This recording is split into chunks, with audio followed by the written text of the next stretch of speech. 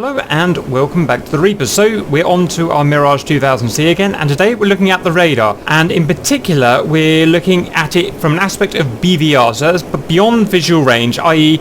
beyond 10 miles ideally. When we come into within 10 miles into visual range or ACM, we're going to be using the radar a different way, but for the time being let's look at BVR. Most of the information is going to be coming from this RB scope here. But a lot of that information will be transferred to the HUD. To begin with, we're going to start with our master mode selector off and no weapons selected. With those options in mind, let's have a look at our B-scope and what we've got. So we are this triangle at the bottom, and if we move our cursor up like that, that's basically in front of us.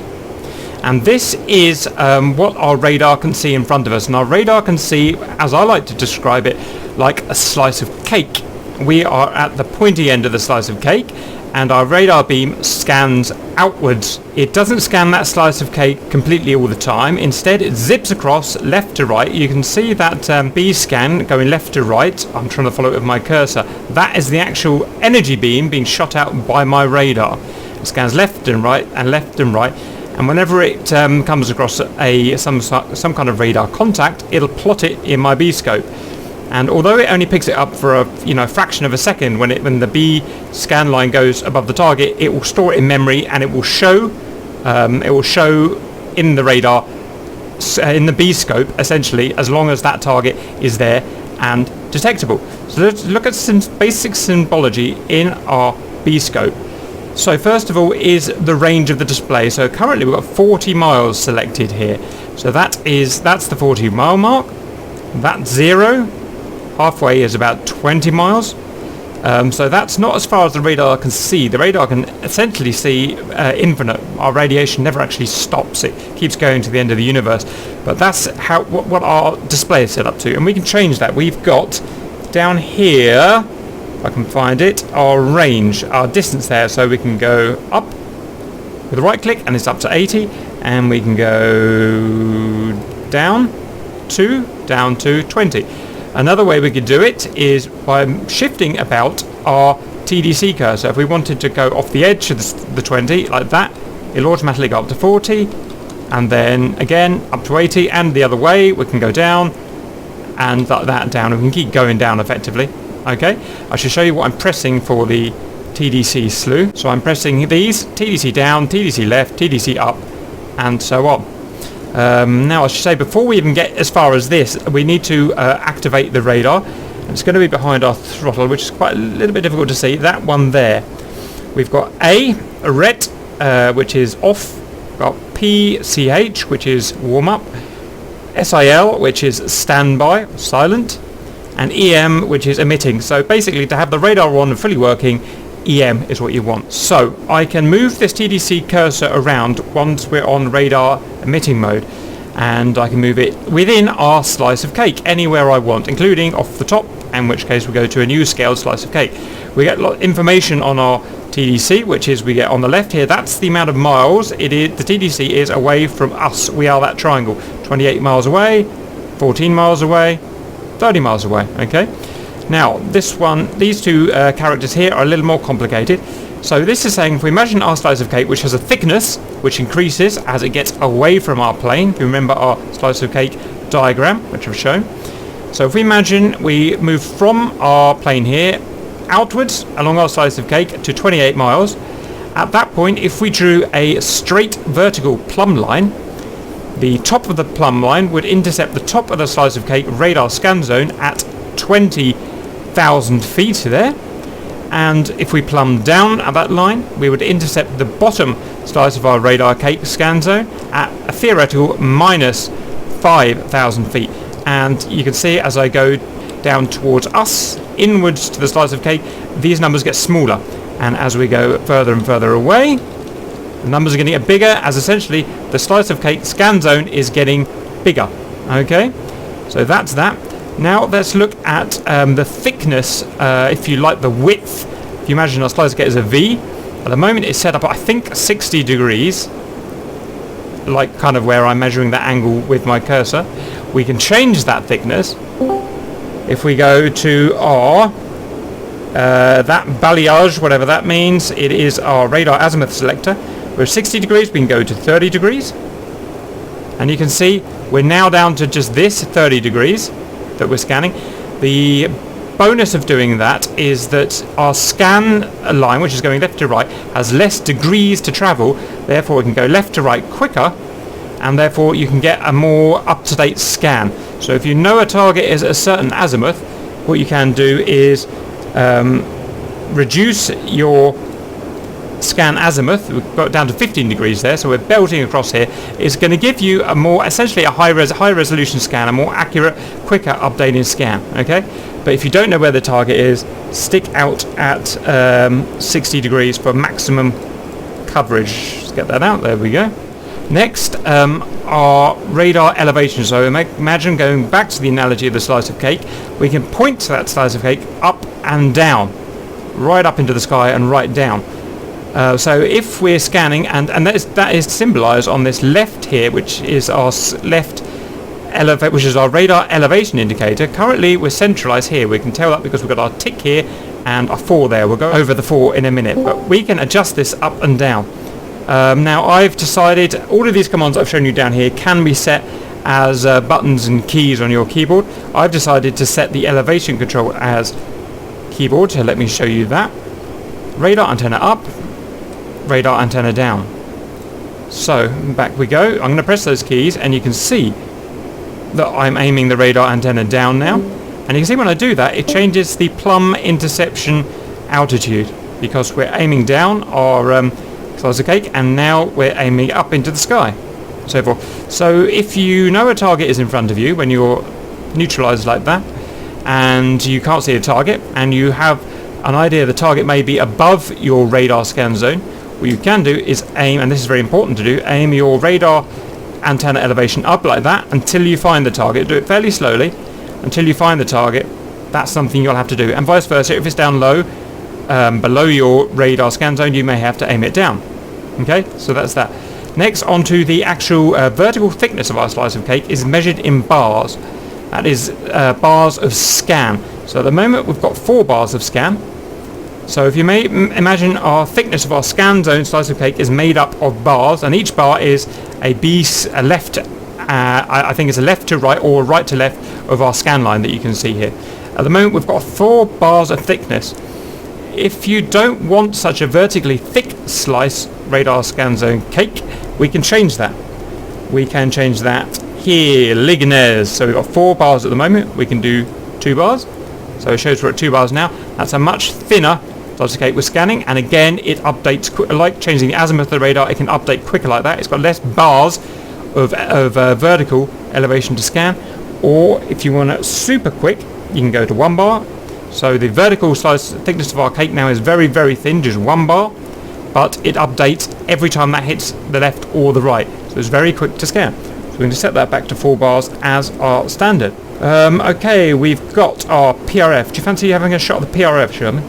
You have, I believe it's a high, interleaved, and what's BFR? I'm trying to remember if BFR is medium or low. I think it's low, but essentially the caveat with the Mirage 2000 is it will only be able to lock in high PRF mode. In interleaved, if you attempt to lock at all, it will revert back to the high mode, and in low mode you cannot lock at all. It also prevents you from getting any standard data on your radar targets in the low mode. It will display any targets on the radar as squares, and you won't be able to interrogate any data from them. And the reason we might change our PRF, which is essentially our kind of like our scan frequency, because our radar works on a post-Doppler theory, is that if a radar is going away from you at a certain amount of speed, using the different frequency, it may find it easier or harder to pick up with a different type of frequency. And if that same target was instead travelling towards you, that will, due to the post-Doppler effect, we may find it easier to detect that target if we change to a different frequency. Now I forget whether it's high or low frequency that detects an incoming or an outgoing target, but like I said, you need high frequency by the sounds of it to actually lock it and fire at it. So essentially, when you're using our radar B-scope down here, we're going to spend a lot of time heads down without even looking at the HUD. a lot of our planning and intercept and flying is going to be done here, down here. So we've got a lot of information down here, including our speed there. And we've got our altitude there, 61, it's in hundreds of feet, so 6,100 feet. You can see it's got our wing roll in this line here, so we know if we're rolling left or rolling right. You know if we're pitching up or pitching down, because if you can see if I pitch up or pitch down, that line essentially shows what we're doing. So we can basically fly the plane perfectly happily from here. And that's what you'll do. You'll be interrogating targets and stuff, heads down here. And of course our compass tape is down at the bottom here, so we know which direction we're going. This is our TDC bullseye offset, but we covered that in a previous video, so I'm not going to go through that. And we can show what frequency, radar emission frequency we've got here, HFR, shown there. Okay, so that's the basic B-scope. The next thing we're going to do is we're going to stay master arm off. We're going to go and find some targets, and we're going to go and see what the difference is in our B-scope when we've got some targets to display. The boys have just reminded me, I've been referring to this as a B-scope as technically incorrect. A B-scope would be a different setting here. Stand by as I try and find it. B. That is in B-scope mode. I'm really going to struggle to explain this, but imagine back to our analogy of our slice of cake. What a B-scope does is it stretches that slice of cake into a square. If you've flown like an F-15 radar or an F-15 B-scope, you see that it's set out like this in a grid where our slice of cake is stretched into a square. So the bottom thin bit of slice of cake at the bottom here is stretched to that corner and to that corner, and the top corners of the slice of cake are stretched to that to show it as a square. And there are positives and negatives for doing that, but that is technically the B-scope. Now if we have the default mode known as the PPI mode, boom, like that, this is the default mode where it doesn't stretch it at all. So this is not B-scope mode, this is PPI mode, and this shows our radar scan slice of cake as it actually appears, as a wedge basically. So that's the difference. Some people prefer it like this, some people prefer to have a B-scope mode like that where everything's stretched and morphed into a square. I don't know, I haven't really made a decision personally yet. I think I like B-scope mode better, but for this let's just carry on with PPI. So I've maneuvered into a position where we've got some other aircraft in our scan zone, in our scan slice of cake. So what I'm going to do is I'm just going to pause it there. So you can see we've got 3 contacts popping up on our radar. So remember, we're there, we're essentially facing this way. We've got a scan zone of 40 miles set up at the moment. So that there is about 10 miles, that there's 20 miles, 30 miles and 40 miles. And we've got 3 contacts. They are shown by the, I guess you call them upside down chevrons or V's. So all we've got is their, essentially from a top-down view, their location in our scan zone. And you can see they've got numbers here in the bottom right, which is essentially their closing speed displayed in Mach. So this guy here is closing a combined speed of Mach 1.1, this guy Mach 0.5, this guy Mach 0.7. If it was someone who was running away from me and was going faster than me, that number would be a minus, because it would be it would be minus Mach 0.2 or whatever, because he would be getting away from me. So what we can do is move our TDC slew around over one of these targets and lock them up. So stand by.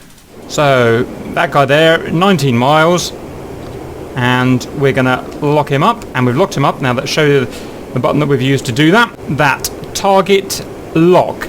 And I should say at this point, just in case I forget, if you ever want to unlock a target, you do it with this one here, target unlock, special modes, deselect. I forgot to show that on our key binding setting video, but you will need that one. So we've got him locked up. So we've got his information being displayed now. We've got his speed up there, Mach 0.6. We've got his heading there. I'm not sure what the AB means, but 195. So his heading is 195, so my heading is north, so he's basically coming towards me, we can tell from that. This here is our closing speed in knots, 707 knots closing speed, and 64, that is his altitude in hundreds of feet, so he's at 6,400 feet. So we've also got this this line here, this azimuth line, which draws from us, we're at that triangle, to him, and he is there, so that shows the azimuth to him. Also, we get an extra bit of information here, a number, in this case 11, which is his range from him to us. So I've locked the target. I've done that by pressing the button that I've shown. Now, unlike other aircraft that we've driven, this locks him into a track while scan lock. So to explain what a track while scan lock is, it means that we've locked him up and we've got his information as shown there. But it's not what we call a full-blooded STT lock. Instead, it allows us to lock him up and still scan our slice of cake, if you like. So we can still see all of the other contacts around while locking this guy up. It has an added benefit that it also does not warn him that we are locking him, because the radiation levels that we're sending out in our lock are very low, so it's not giving him any warning. So I like to call it a silent lock. Technically it's a track while scan lock, otherwise represented down here as PID. So that's one click of the lock button. Now if I'm to press it again, watch me do that now. I've pressed it again. We're now in an STT lock, what I call a full-blooded lock. And in French, PIC mode. So we've got him locked now, and we've got the same information, but we can no longer see his buddies around him because all of our radar radiation is being used to lock that target.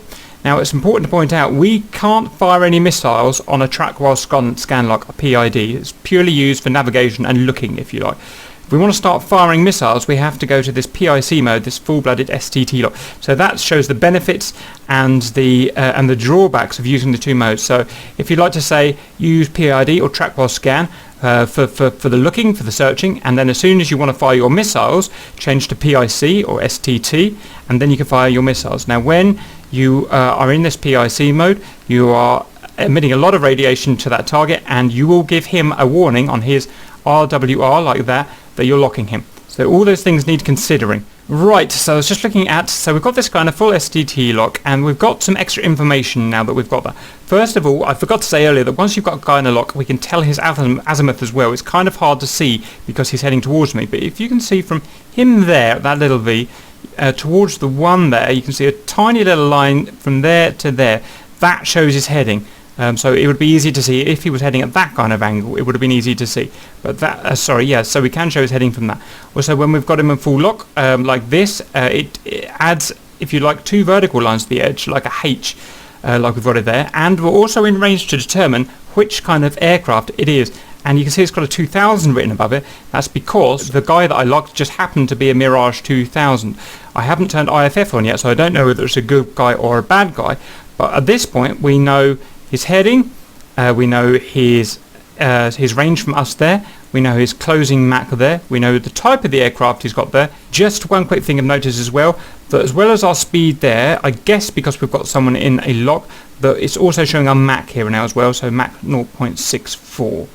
Right, so let's go and have see what information we've got in our HUD now. Stand by. Right, so we're going up to our HUD and have a look what information we've got here. Now, I've asked our lovely compliant target to do a U-turn now, so let's see if we can.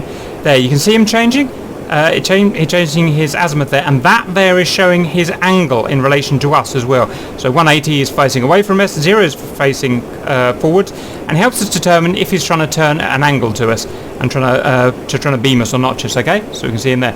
Now we've got much of the same stuff represented here up in the HUD. Now bear in mind, we've got master arm off, so there's no weapon information, it's just radar information. So first of all, we've got azimuth offset here. So if he was at 0 here, that means he's flying exactly the same direction as me. And he's about to do that. There, he's flying the same direction as me. If it was 180, he's flying exactly towards me.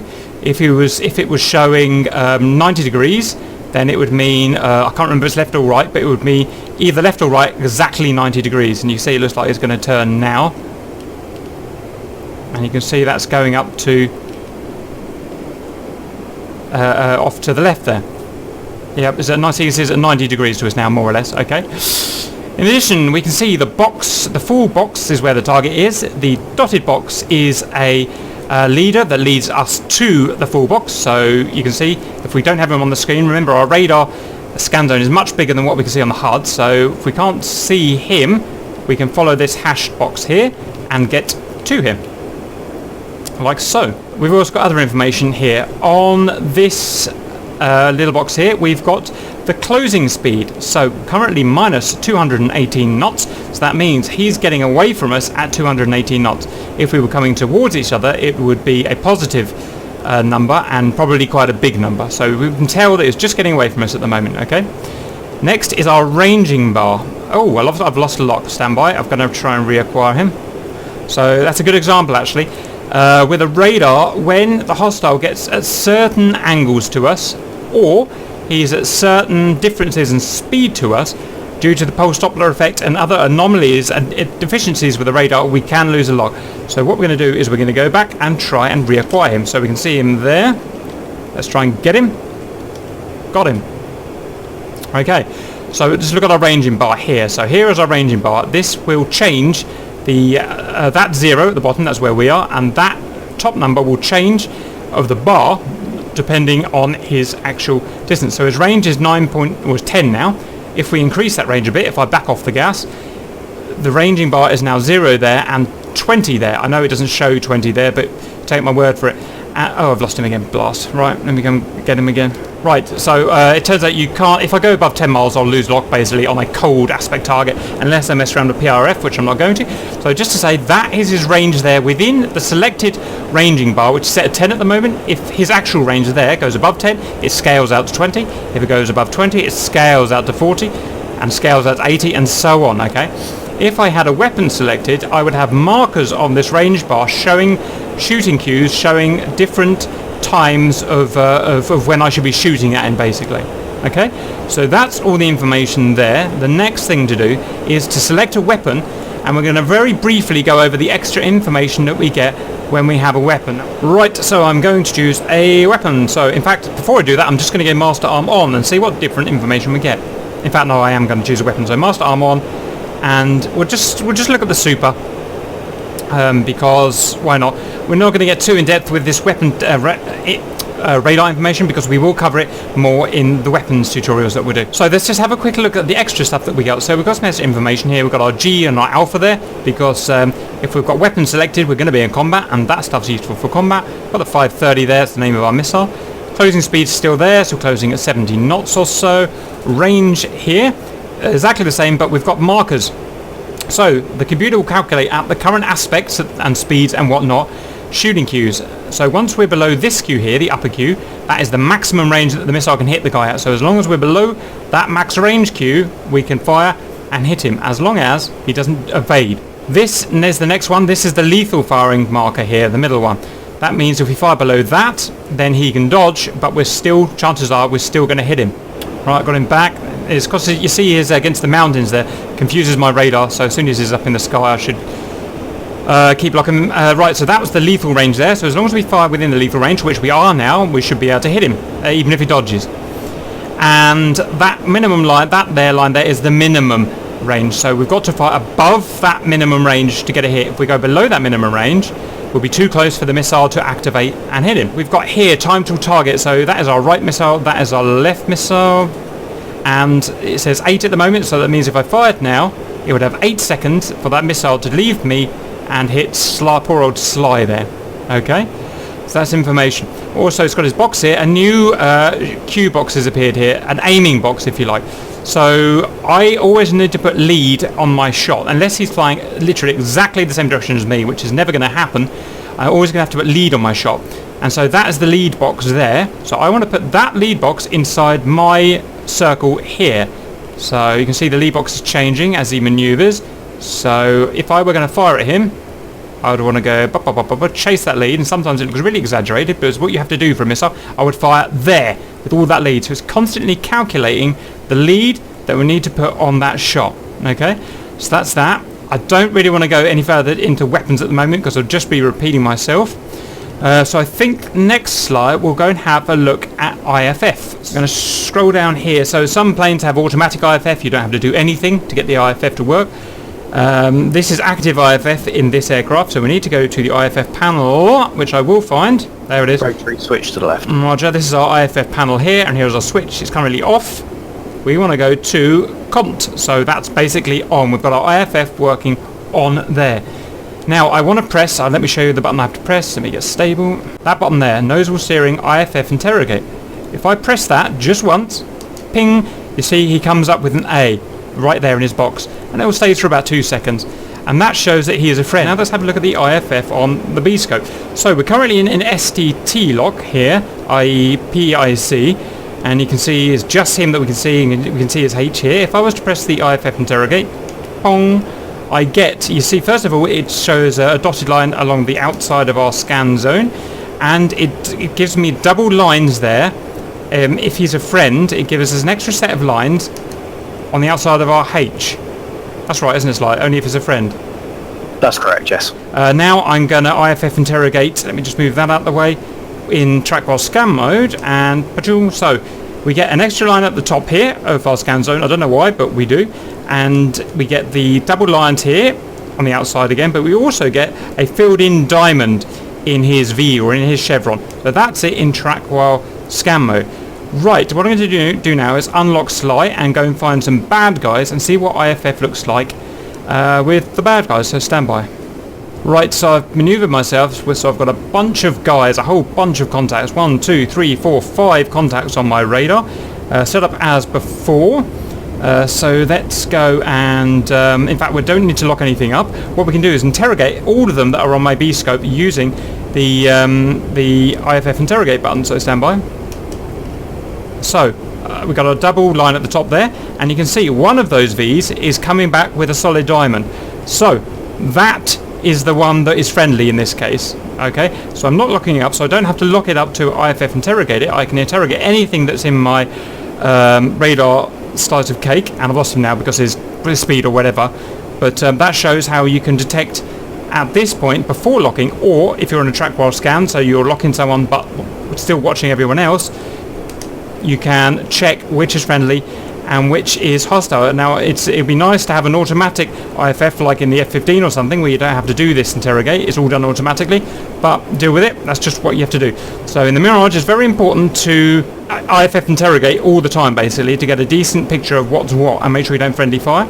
And as soon as you lock someone up and you're about to shoot, do a quick IFF interrogate in the HUD as well to make sure that he is a friend before you shoot him down. Okay, now we're going to go through the weapons in the next video, so we'll have lots more information about the radar to talk about then, but this is just about scanning and locking really. Sly, anything you need to add that you think we've missed? Right, well I hope that helps. I know it's a bit long-winded, but these radars are complicated systems, so go and practice your Mirage radar, and we'll see you later.